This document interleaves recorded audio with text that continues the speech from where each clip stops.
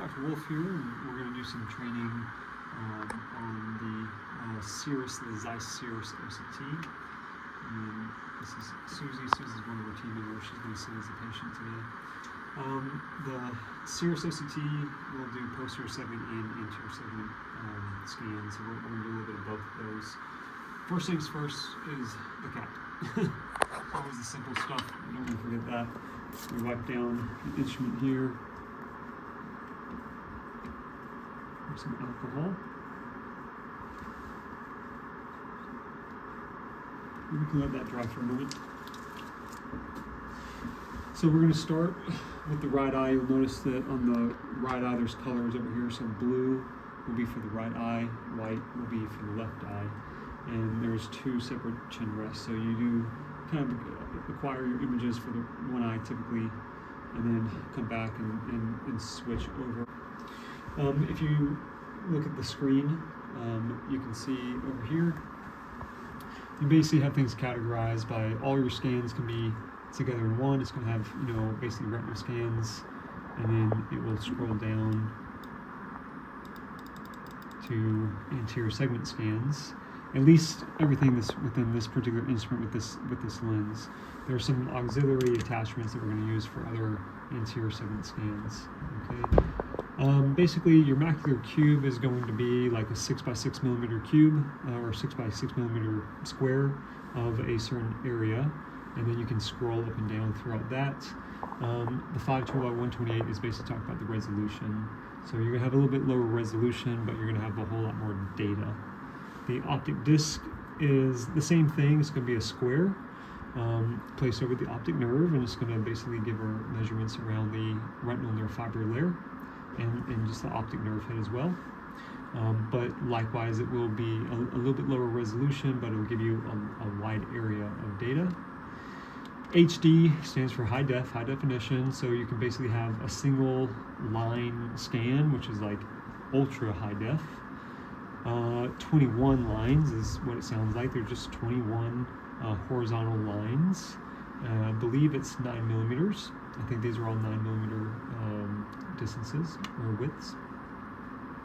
An HD radial is going to be like a star, okay, and it's going to take these HD scans like a star, and that's a nice way of also getting a big area. Cross is what it sounds like.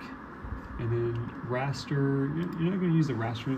This is a little bit of a carryover from the older models, and a raster would be basically like a handful of lines, typically up to about 5 lines. Now that the newer models have the 21 line, there's really no reason that you would do the 5 line if you could get a 21 line. So you're just not really going to use that one anymore.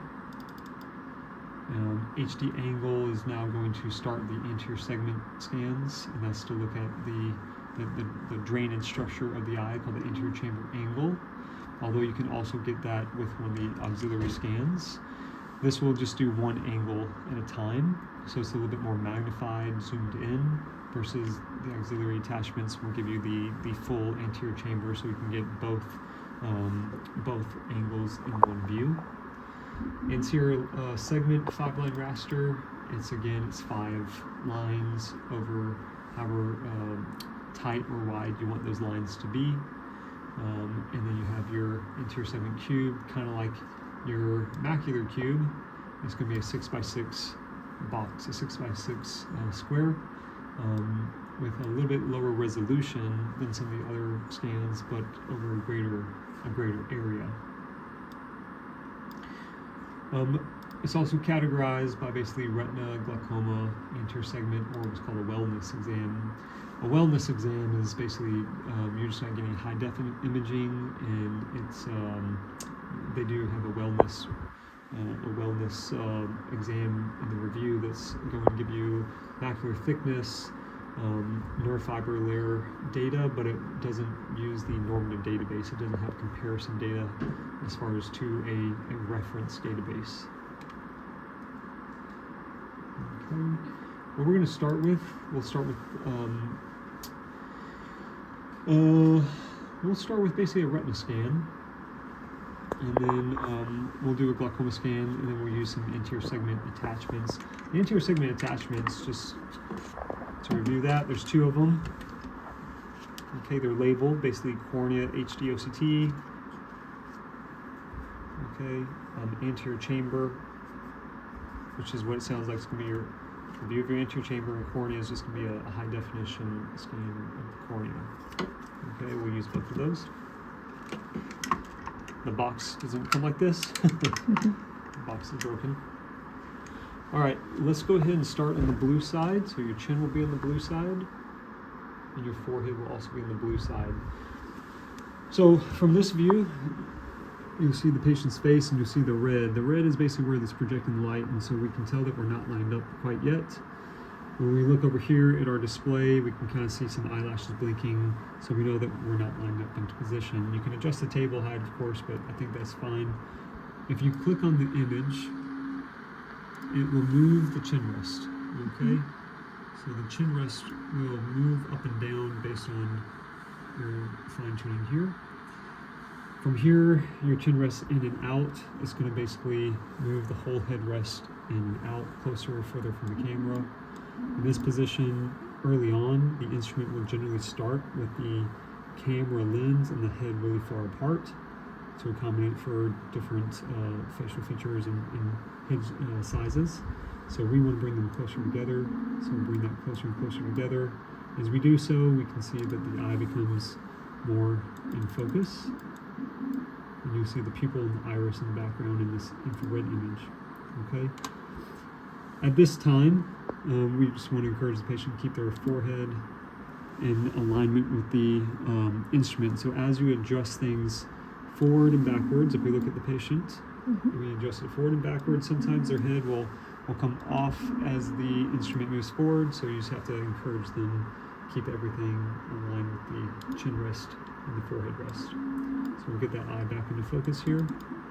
Once the eye's in focus, we're kind of going into the center of the pupil. You'll see that your scan is not what a typical retina would look like anatomically. Okay, so it hasn't basically been optimized for our view yet. Good thing to do at this point is autofocus. Autofocus allows the instrument to essentially find what the focus is on this particular eye. So if somebody is, very myopic, very hyperopic, it will basically determine that for you. You can see that our image in this infrared display is pretty in focus. Occasionally when there's a blink, you'll see kind of a black streak or whatever. Okay. The scan is still not optimized, so you can hit the button that says optimize, and it will flip the scan into position. Okay. The scan can be made in color or black and white. Okay, it's personal preference for the most part. I do think that generally things are easier to see in black and white, and most OCT scans out there will just be black and white. The patient is now seeing a green star or asterisk, and you just encourage them to look at the center of their target, the center of their green star. You just try to keep more or less your camera going through the pupil. When this retina is too high, you can either adjust your chin rest or you can use the scroller on your mouse, and you can just scroll that down a little bit. That brings it down. When you use the scroller, you scroll up or down, you are actually changing the focus of the camera.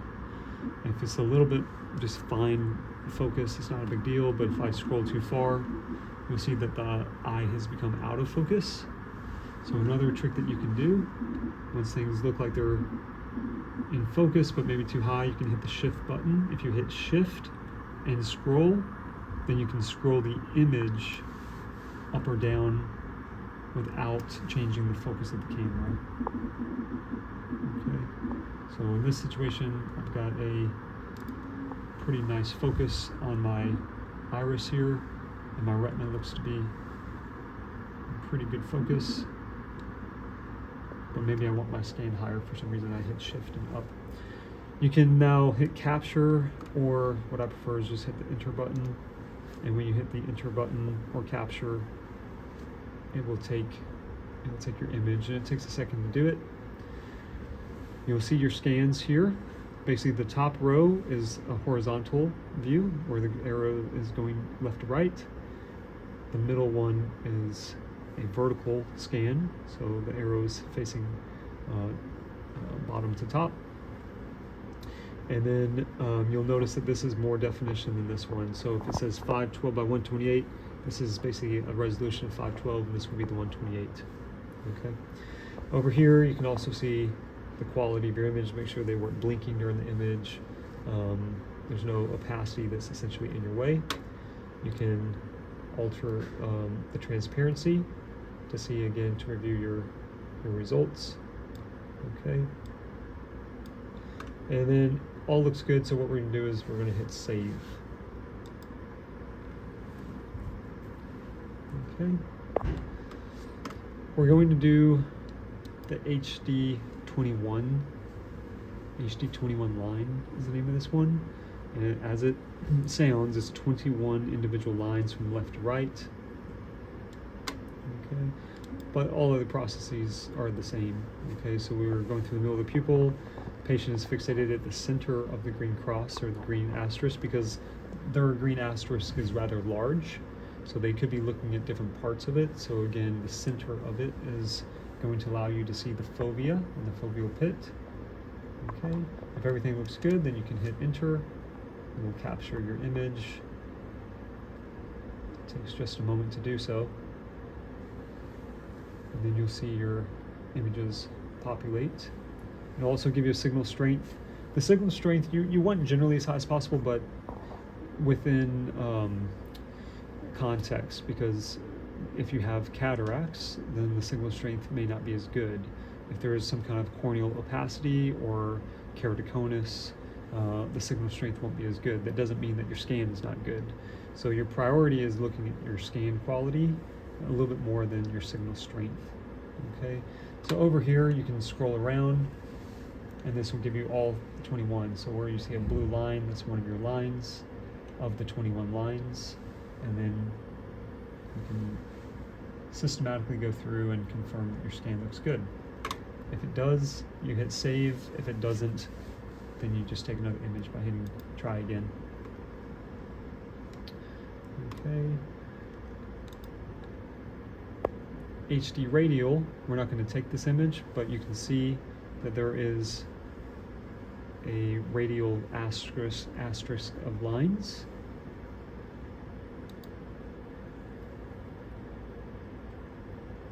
HD cross is going to give you a cross. In my opinion, we're going to use the HD21 line almost all the time. If we, with the lines spread further apart, we're going to capture the whole area. Again, this is 9 millimeters in width, but you can adjust the spacing here. So if we come over here to this icon, we can turn the rotation if you don't want it horizontal, but you can also adjust the spacing. So 0.3 is the default, but if I set it, let's say to 0.1, then I still have my same number of scans, but they're in a tighter bunched area. Okay, I also can move my scans somewhere else if I want to scan the top part of the retina, the bottom part, or somewhere to the side. Okay, the other thing I can do is I can move the fixation dot. So right now it's right in front, it's center to the patient, but if I want them to look to the side a little bit more, I just move their fixation. And you'll notice that the eye has moved because the patient is following where the asterisk is. So at this point, I can take a scan of just the optic nerve.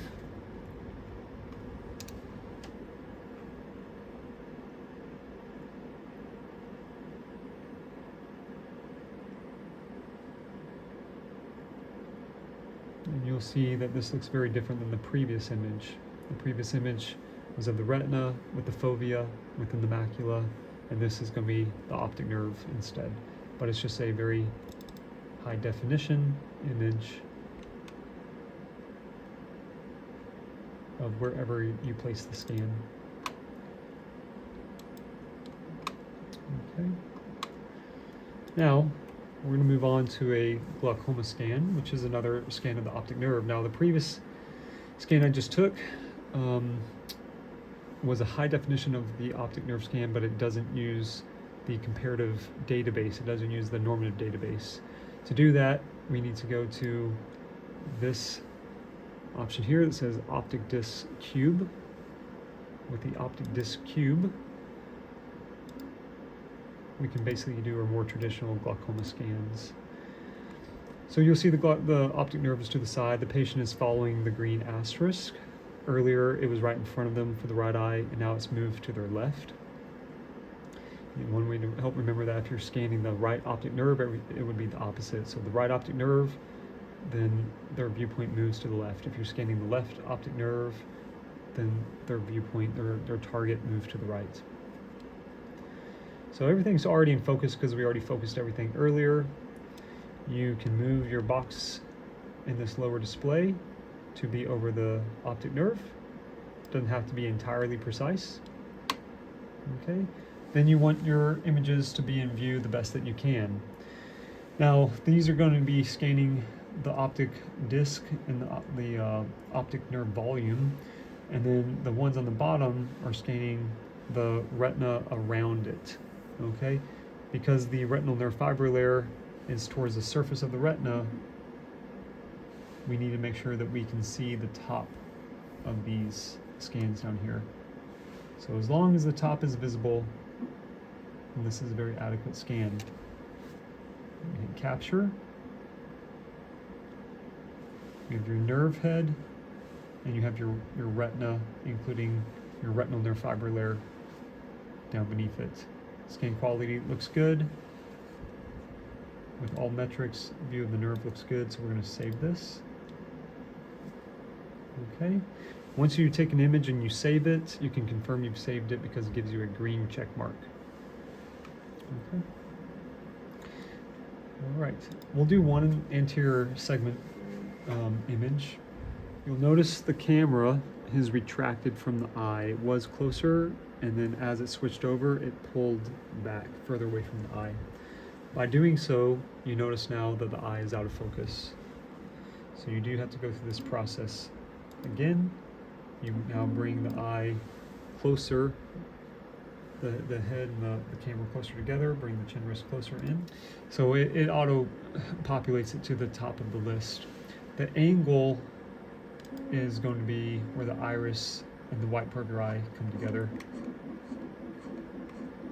So this is your angle, cornea, iris, the angle is over here.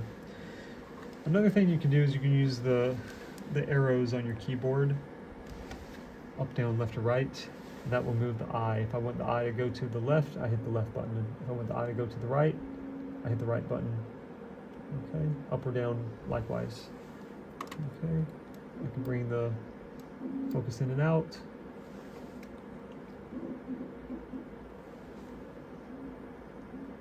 Once I feel like I have the viewpoint that I want, you can hit capture. Okay. At that point, it will give you a nice view of the angle. Having said that, with the auxiliary attachments, you're not going to really use this because there's a better view of it to come. Anterior segment cube is one that we will use occasionally because it's going to give us a greater area. It's that 6x6 kind of square. And we can use this anywhere from the cornea, if we want to put it just in the middle of the cornea. Where we use it in our office is going to be typically with scleral lenses. If we use it in the scleral lens, the scleral lens will typically be out here, right near the white part of the eye here. So anywhere in this general area, there would be the edge of a scleral lens. And then right about here is where the lens would land. Okay, and then again, you just adjust accordingly, left or right, to capture the edge of the scleral lens. Okay. At this time, we're going to have Susie sit back we're going to use the auxiliary attachments. Okay, we're going to start with the one that says Cornea. It has magnets, so all that you do is you place it on and it grabs it and holds on. The instrument will automatically read which attachment it is, and when it does so, you'll see it change the population of the options here: HD cornea and pachymetry. HD cornea is going to be, again, a high definition line scan. It's a 9mm line scan. Pachymetry is also a 9mm line scan, but it's going to be more like that radial scan, and then it will give us corneal thickness values. So we're going to go back to the blue side. The patient will have their chin on the blue side with their forehead against the blue forehead rest. The instrument will automatically retract the lens to give you plenty of space away from the eye. When you come back over here to your infrared imaging, you will click where you want the center of your crosshairs to go. We will aim right now for the middle of the cornea. And then we will bring the patient closer in until the cornea becomes in view. So this is the cornea here. Your top and bottom dotted red lines, this is going to be basically what adjust your focus. Okay, so if you're too low, you might be out of focus in your scans. Too high, you will be cutting off some data. So you basically want your cornea more or less just like that. You can move it left and right if you want, but ultimately that looks fine. Okay, and then we'll hit capture. When we hit capture, this is what it gives us: a very high definition scan of the cornea, and that one particular slice. Okay, we'll save that one. On that same note, you can adjust rotation. You can tell it if you want it to go to 45 degrees. And then you'll notice the line is now at a 45-degree angle. You can also drag it vertically,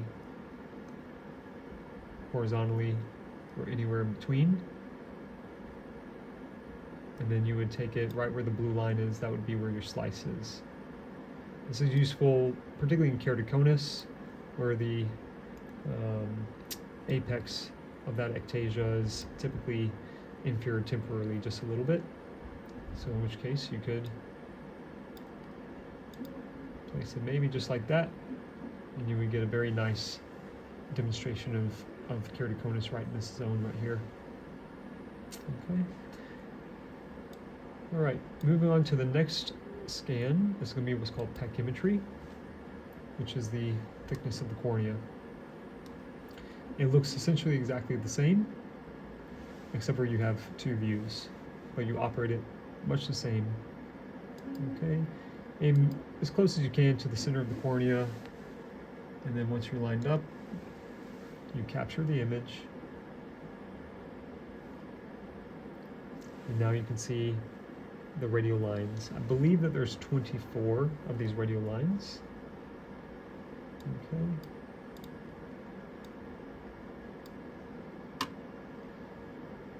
Right now, it's playing a video, so if you see that there's a purple line moving around, that's these scans moving, rotating. Okay, I can turn that off. I'm just looking basically for any irregularities and also quality of the scan. Okay. But otherwise, it looks pretty much like the previous scan, except for it's going to give you calculation data for the thickness of the cornea as well as the thickness of the epithelium layer. Okay. We're going to let Susie sit back, and then we'll capture her left eye images later. Now, we pull this off. We're going to pull off the cornea one, and we're going to put on the anterior chamber. Magnet attaches. Once a new attachment is on, it'll process what scans are available, and then this will retract again. Typically wait for the instrument to retract before having the patient put their chin in place. As the lens is retracting, now Susan, you go and put your chin on the blue side. Just finish up everything for your right eye. Okay. And again, every time it does so, your view may be out of focus a little bit. You'll see that our options up here are for the anterior chamber. This is a wide field anterior chamber view, so we can get both, whichever you select, typically nasal and temporal most commonly. Okay. So you zoom in or out to get your view in here. Okay, you'll see that there's a mirror image between the lens and the iris and the cornea. You can basically bring this up or down to wherever you need to be able to see all your structures. In this particular case, we can see her crystalline lens in the middle. We see her iris.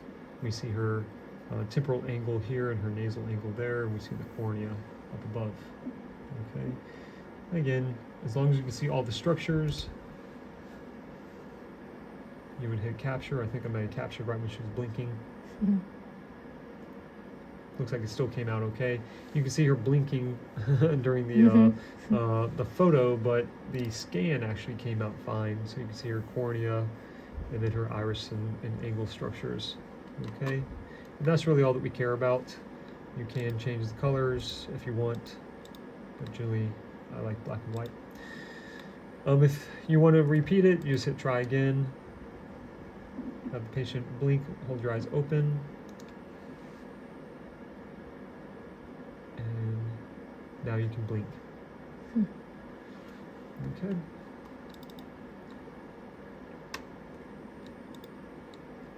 You do just have to ignore the artifacts in the background.